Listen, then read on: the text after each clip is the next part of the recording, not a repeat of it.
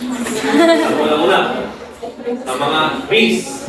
Na-share mo yung mga passwords or also your Latin credentials. Number 2.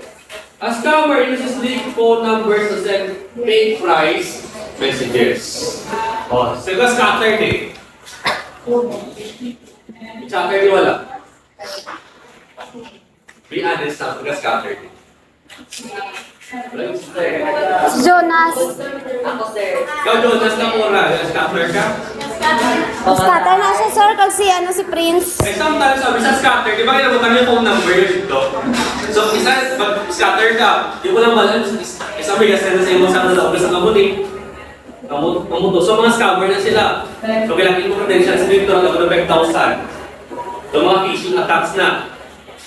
Next naman is a leaked student database expose grades in personal details.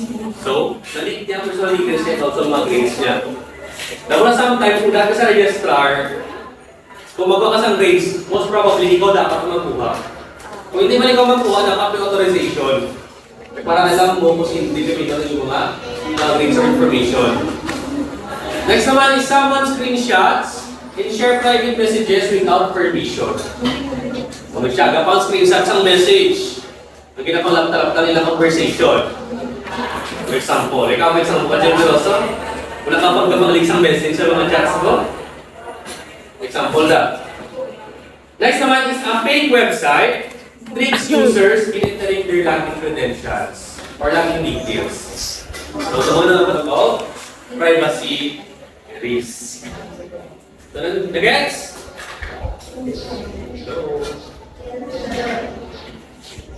Okay lang? Hindi okay. Sige lang. Example. Hindi okay.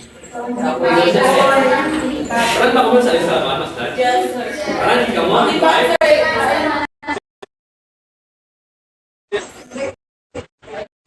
Sali ka tuyo ng ako. Ako sir, wala akong Ha? ako na tuyo. Okay. That is data privacy. So what is data privacy, di ba? So, sige daw. Remember. Wala nang discuss na. Sige, Aman. Sagot ko na lang ang ida. What is data privacy? Oh, sige. It is why? Oh, sige daw. Gagam. Why ka na? Ibig ka na. O sa likod. Okay, what is data privacy? Secret doon.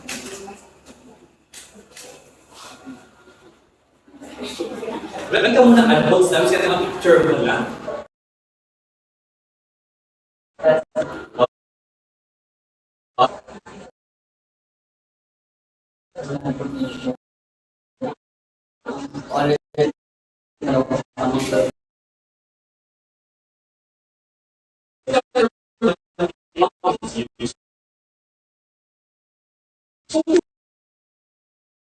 What is the convenience protection? So what's convenience?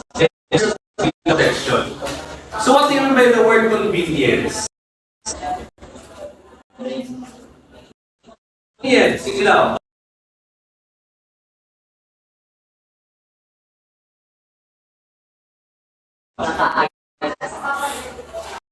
Ano yung very convenient? Mas na ba?